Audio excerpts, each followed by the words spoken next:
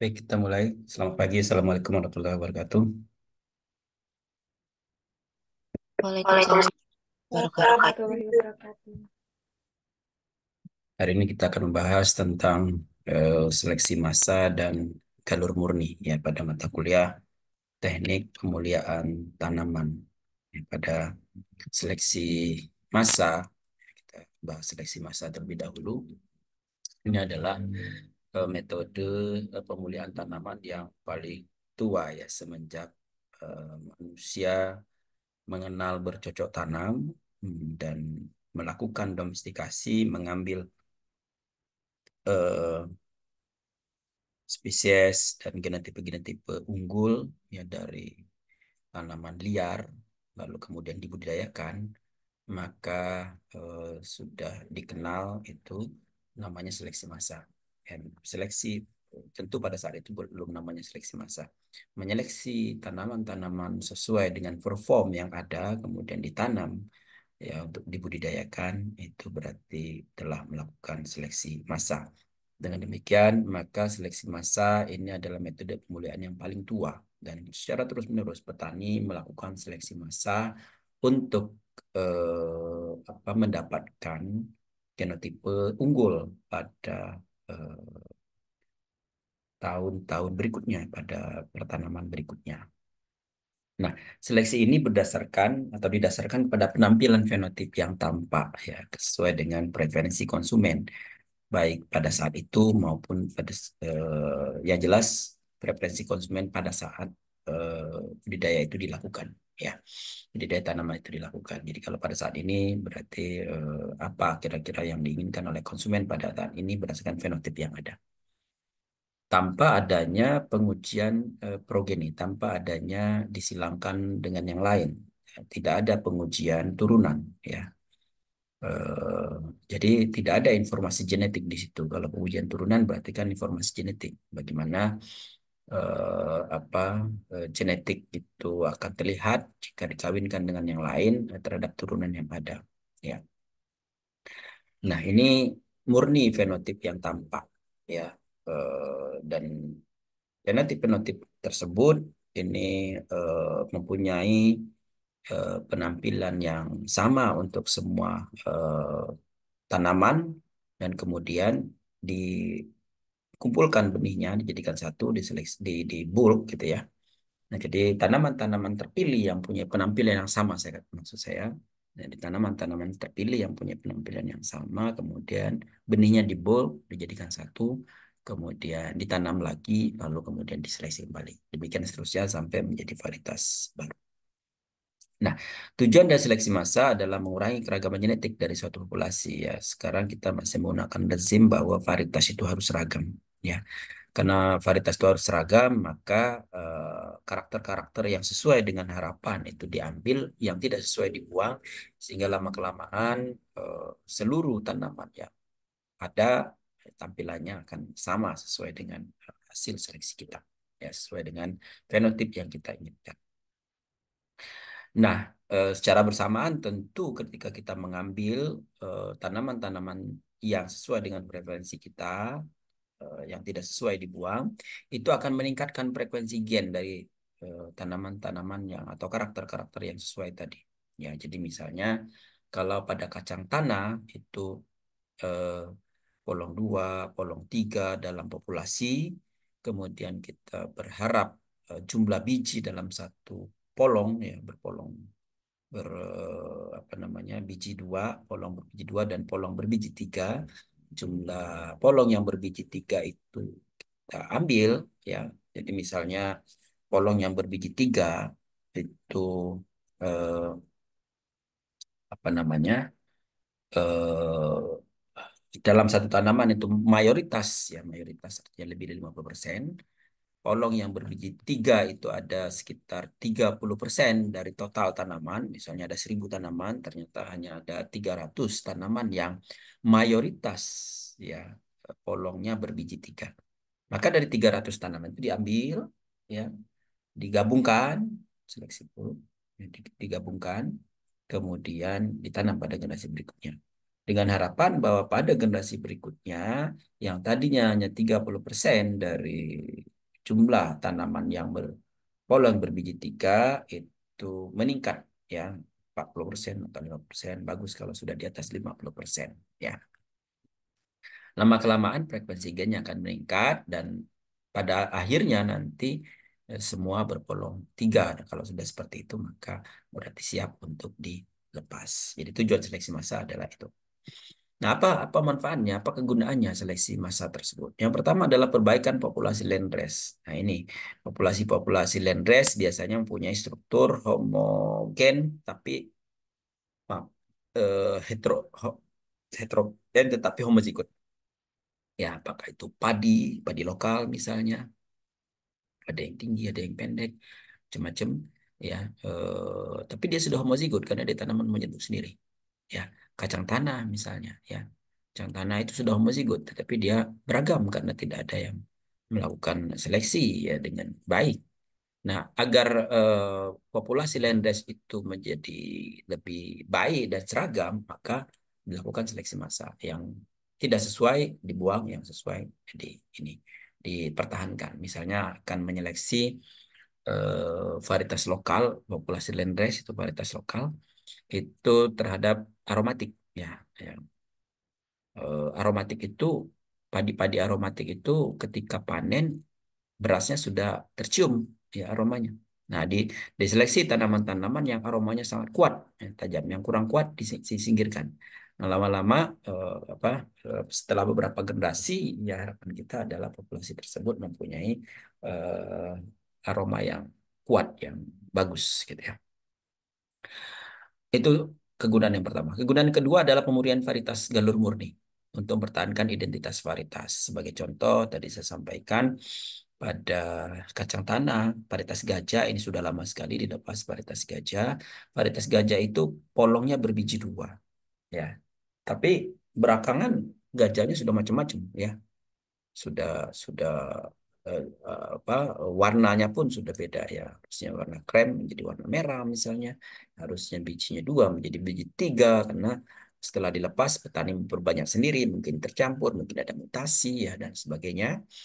Nah, agar sesuai dengan identitas varietas, maka pemulia ini memurnikan kembali yang dari petani itu ya sesuai dengan identitasnya. Jadi yang polong berbiji 3 dibuang, yang warna biji merah dibuang, yang tersisa adalah polong berbiji 2 dan warnanya krem misalnya seperti itu. Sehingga tujuannya atau kegunaan seleksi massa yang kedua adalah untuk pemurnian varietas, pemutihan kembali varietas.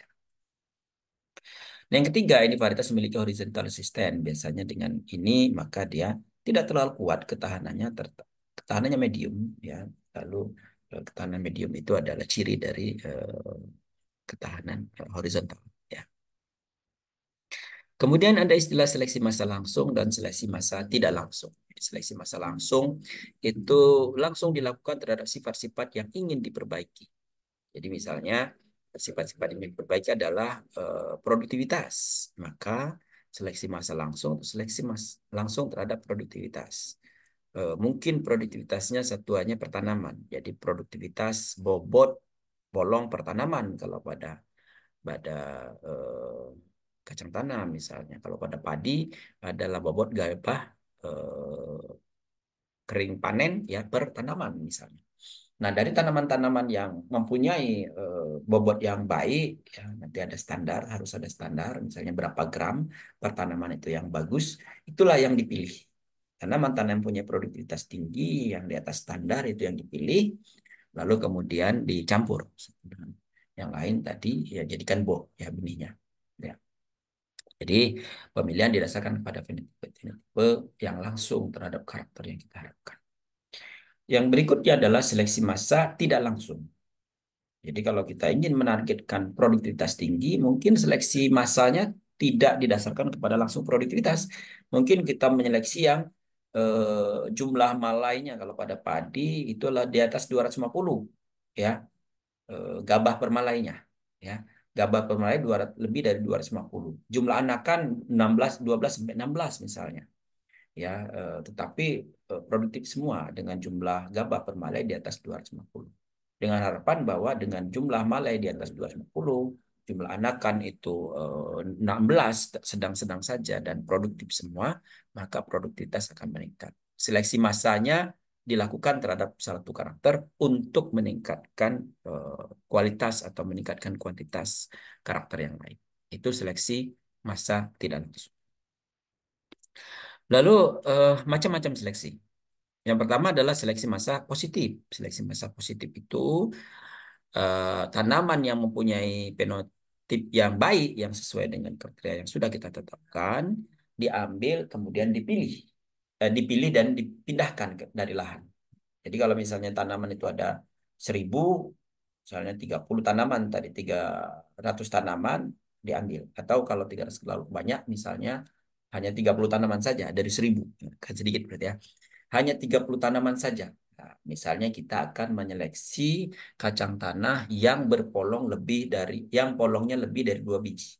2 biji per polong. Jadi yang polongnya 3, yang polongnya 4 dalam satu tanaman, polongnya 50% lebih dari 2, ya, itu diambil.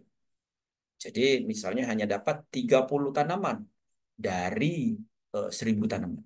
Maka tanaman-tanaman itu dipindahkan, diambil, dipindahkan ke tempat lain. Ya, tentu dengan harus hati-hati memindahkannya. Ya, jadi di, diambil agar lebih mudah.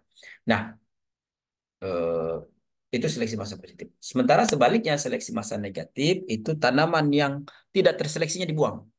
Jadi di lahan dilihat ya, yang kira-kira tidak sesuai buang. Biasanya yang ditinggalkan lebih banyak dibandingkan dengan yang dibuang.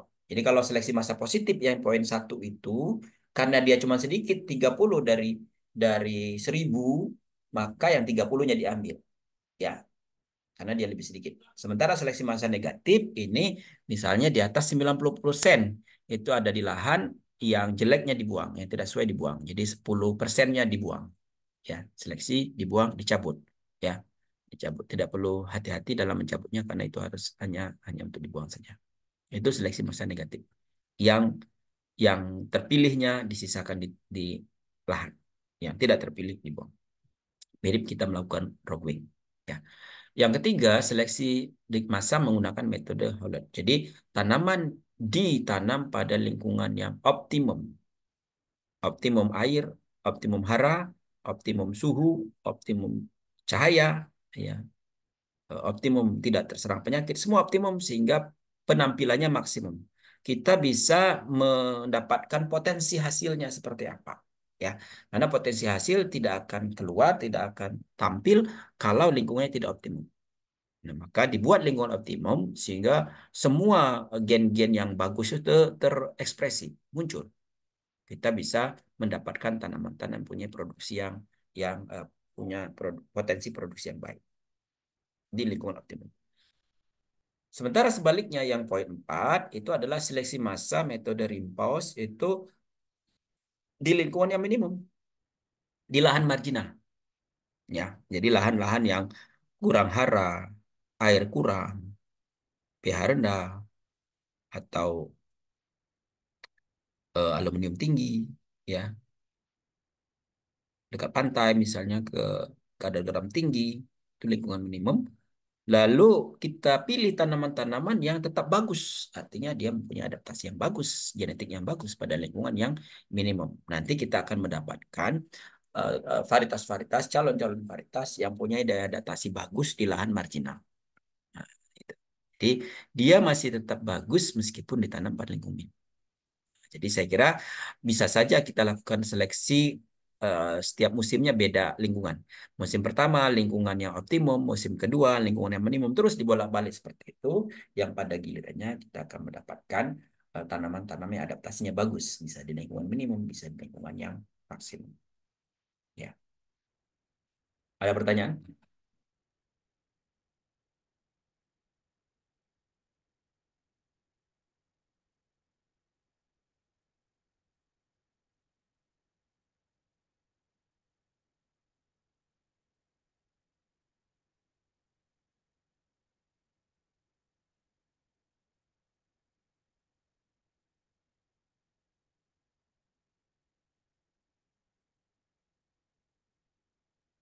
Ada pertanyaan?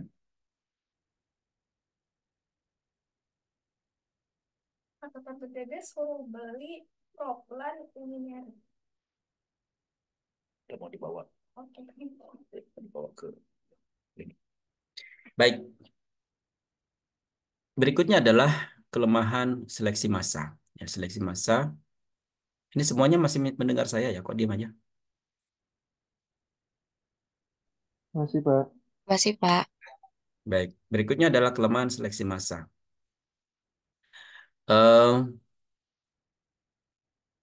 Kelemahan seleksi massa ini karena didasarkan kepada penampilan saja tanpa informasi genetik, maka untuk karakter-karakter yang eh, tidak jelas informasi genetiknya atau informasi genetiknya rendah, heritabilitasnya rendah misalnya, itu akan sulit ya. Jadi seleksi ini akan bagus misalnya yang heritabilitasnya tinggi. Contoh yang heritabilitasnya tinggi itu adalah eh, warna misalnya warna warna bunga, warna buah itu sedikit sekali pengaruh lingkungan ya. Jadi karakter-karakter yang pengaruh lingkungannya tidak banyak itu cocok untuk seleksi massa. Sementara yang pengaruh lingkungannya besar mungkin akan sulit untuk kita identifikasi ya. Jadi eh, kita harus membuat kondisi lingkungan seseragam mungkin agar tidak ada faktor lingkungan yang berpengaruh di situ karena keragaman lingkungan penampilannya menjadi berbeda gitu ya. Nah, jadi lingkungannya harus seragam mungkin sehingga pengaruh lingkungan tidak mengecoh kita dalam melakukan seleksi. Kelemahan yang lain adalah terkadang karakter-karakter yang kita tuju berkorelasi dengan karakter lain, berkorelasi negatif atau korelasinya kurang kuat. Misalnya pada kacang tanah itu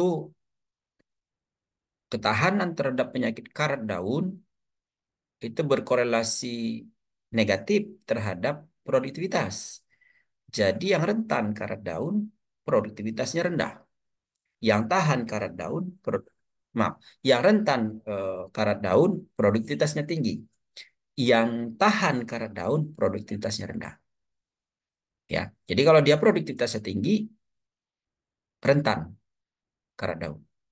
Sehingga dijadikan indikator malah oleh petani. Jadi kalau karat daunnya sudah muncul gitu ya pada daun-daunnya, maka berarti sudah siap panen. Nah, jadi petani mengidentifikasi sebagai karat daun indikator bahwa dia sudah siap panen. Padahal ya itu adalah serangan penyakit ya. Jadi seharusnya dia tidak rusak daunnya, tidak terserang karat daun.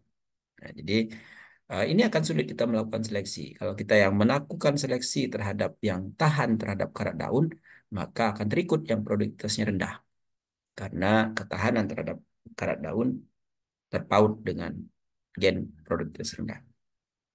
Ya. Yang berikutnya adalah kelemahan yang lain efektif untuk sifat yang dikendalikan oleh gen-gen aditif. Ya, kalau dia dominan akan sulit membedakan. Jadi gen-gen aditif itu sebagai contoh adalah kalau dalam keadaan heterozigot, ya warna bunganya berbeda. Jadi homozigot resesif itu warna bunganya putih, misalnya. Homozigot dominan itu warna buahnya merah, ya warna bunganya merah. Heterozigot warnanya pink. Ya. Jadi kalau di aditif demikian. Kalau kita memilih yang merah, berarti kita akan terpilih yang homozigot dominan. Kalau milih yang putih, berarti homozigot resesif. Sementara kalau di oksigennya tidak aditif, dominan misalnya, maka dalam keadaan homozigot A besar, homozigot dominan, dan heterozigot A besar A kecil, warnanya tetap merah. Sehingga kalau kita ambil warna merah, kita tidak tahu apakah dia dalam keadaan A besar atau A besar A kecil. Itu maksud poin 3. Sehingga yang mudah kita lakukan seleksi itu kalau dia aditif. Ya, bisa dibedakan antara dalam keadaan homozigot dominan dan heterozigot. Itu kelemahannya. Kemudian bagaimana metodenya? Saya kira tadi sudah saya jelaskan bahwa kita identifikasi tanaman-tanaman yang terpilih, kemudian kita pilih apakah itu seleksi massa positif, seleksi massa negatif, kita ambil, lalu kemudian benihnya dipanen, dibulk tanpa ada uji progeni, diperbanyak. Mudah sekali, makanya banyak yang eh, petani-petani pemulia itu menggunakan metode ini. petani-petani kita, nenek moyang kita menggunakan metode ini untuk perbanyakan benih misalnya.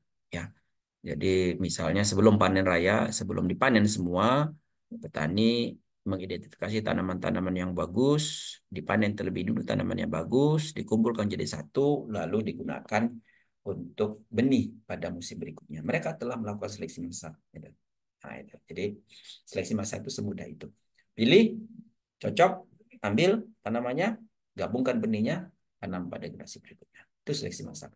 Tentu kita harus tahu persis karakter apa yang akan menjadi target kita. Nah, ini yang harus pengalaman. Jadi kalau petani-petani kita kan berpengalaman dalam hal budidaya sudah bertahun-tahun sehingga dia tahu persis kalau bulirnya seperti ini hasilnya akan seperti apa. Kalau anakannya seperti ini hasilnya seperti apa. Sehingga dia akan mengambil tanaman-tanaman sesuai dengan preferensi dia dan tentu laku di pasar, gitu ya. Dan juga apa namanya baik untuk digunakan ya biasanya kalau petani-petani nenek moyang kita menanam padi itu untuk konsumsi sendiri sendiri untuk keluarga ya itu berarti mengambil yang baik-baik. Nah kalau sekarang petani modern itu menanam untuk komersial untuk bisnis untuk dijual sehingga berarti harus mengacu kepada preferensi konsumen apa yang diinginkan oleh konsumen. Nah, secara prosedur gambarnya adalah seperti ini. Tanaman-tanaman yang terpilih, misalnya ini nomor 2, ini nomor 3, ini nomor berapa, ini nomor 7, terus diambil tanaman-tanaman terpilih, kemudian digabungkan, kemudian ditanam pada generasi berikutnya.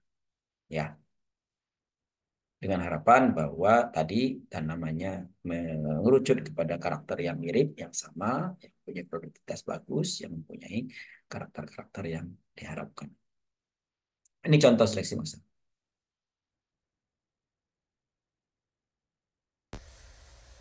Okay, I wanted to talk a little bit about mass selection. It's a breeding procedure that hopefully in your plant breeding class you'll have learned and mastered.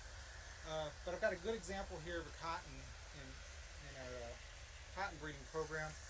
2 years ago, we had two different lines here. They were growing in close proximity to each other. We had an ochre leaf line. You'll notice the ochre leaf looking leaves here. And it was planted close to this other cotton plant that looks a little red. It's got maroon leaves there. Very distinctive. So what happened here is we had a bee that cross-pollinated, and so they cross-pollinated those two, and last growing season, out of the ochre leaf line here, we started seeing a few plants that looked a little bit like this, and this is a good example of a heterozygous plant. You'll see it's got a little bit of a red tinge to it, and a little bit of an ochre leaf there. So it's an intermediate type there. So what I did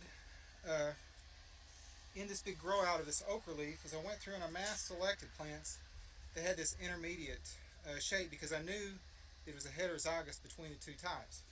And if you'll see behind me, you'll see examples of how this continues to segregate. These are actually F2 plants. You'll see some here that have the red ochre leaf because it segregated that direction. You'll still see some intermediate types. There's an intermediate red with a true ochre leaf. Here's a true green with an intermediate ochre leaf. And here's a normal leaf that's got a little bit of a red tinge to it. And what I'll do is I'll go through here, and this is where mass selection comes in because I'm looking specifically for a plant that is red with an ochre leaf, because one of the advantages with this type of trait is red tends to give us a little bit of extra worm protection, host plant resistance to worms, and also with that ochre leaf you get better spray penetration when you do have to apply pesticides, so it's able to penetrate deeper into the canopy. And also it's thought that this ochre leaf might be a little more drought tolerant. So this is definitely the type of plant that we're looking for here. And so what I can do is I can just go down this line and start pulling out all the plants. You can see there's a red ochre leaf that I don't want. There's an intermediate type. And see, you have to remove a lot of plants within a row to get the kind that you really want.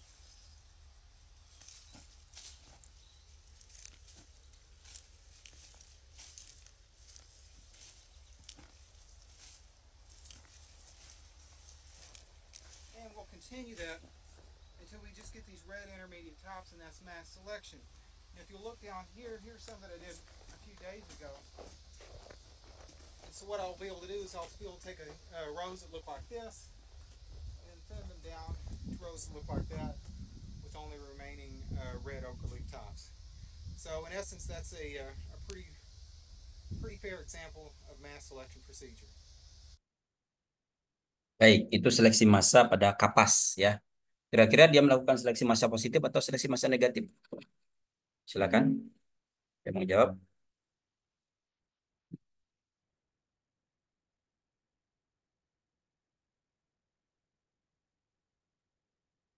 Seleksi massa positif atau negatif?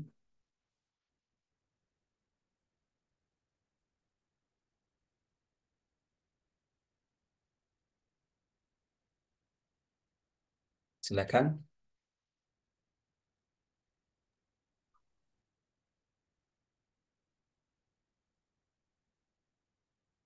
Saya berharap Anda aktif ya. Kita tidak banyak, tidak sering ketemu ya.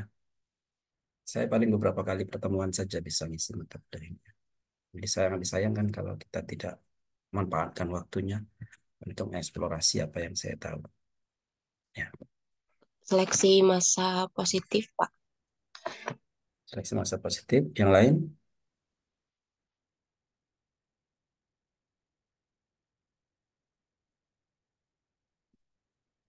Nah, jadi kalau seleksi massa positif itu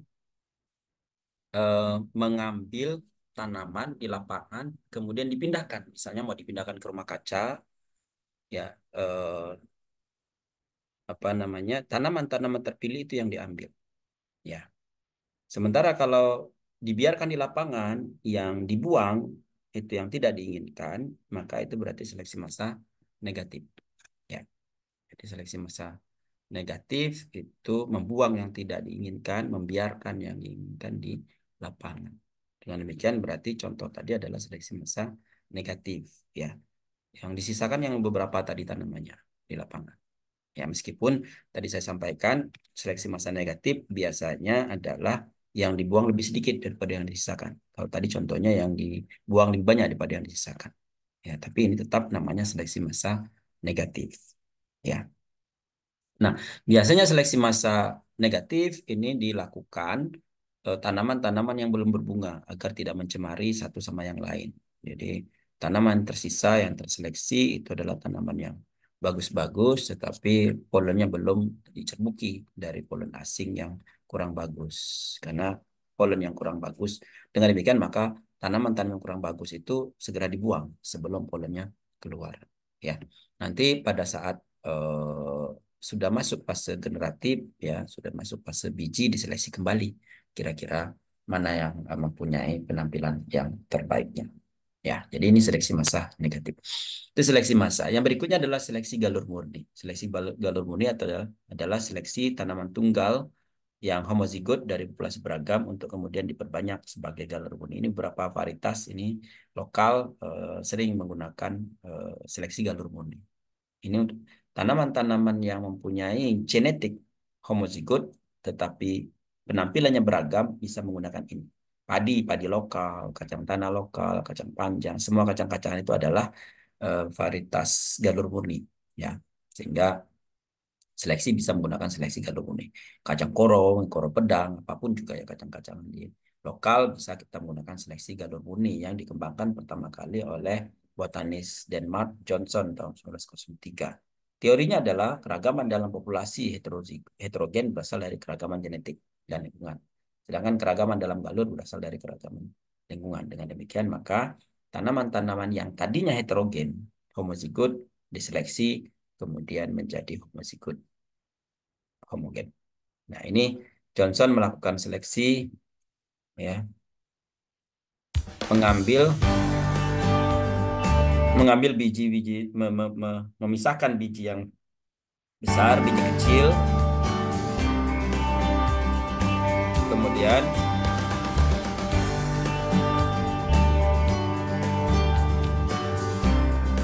nih, jadi biji-biji ini dipisahkan dari yang paling besar sampai yang paling kecil, yang akhirnya kemudian biji-biji itu akan menjadi seragam, menjadi biji besar saja atau biji kecil saja.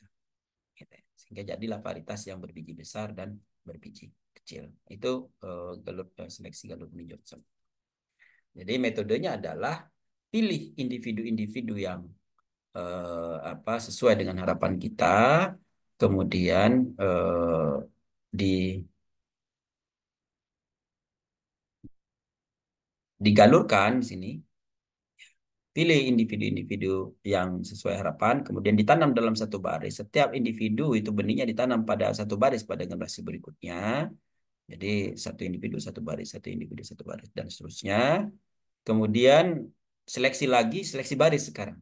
Baris-baris yang terpilih itu berarti sudah berupa galur murni, karena ini tanaman galur murni sebetulnya. Keragaman itu karena heterogen ya, beragam, eh, tapi genetiknya sudah galur murni. Ya. Jadi ini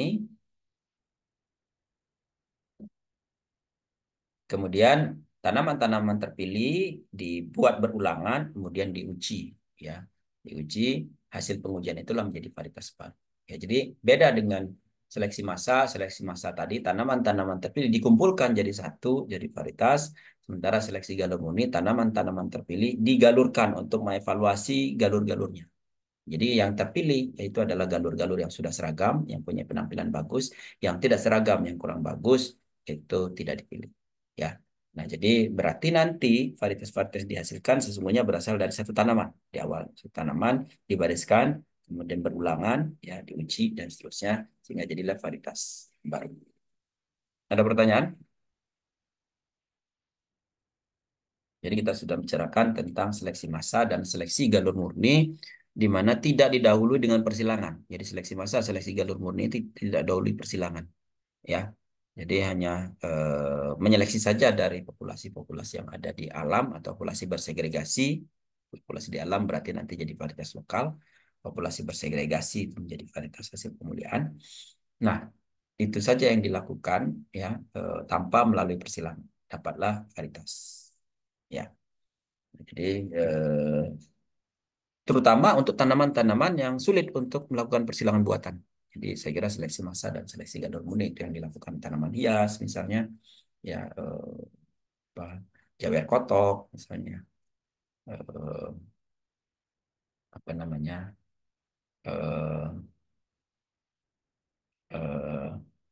celosia ya, celosia itu kan susah untuk disilangkan. Bunga matahari juga susah disilangkan, sehingga seleksinya bisa dilakukan seleksi galur murni.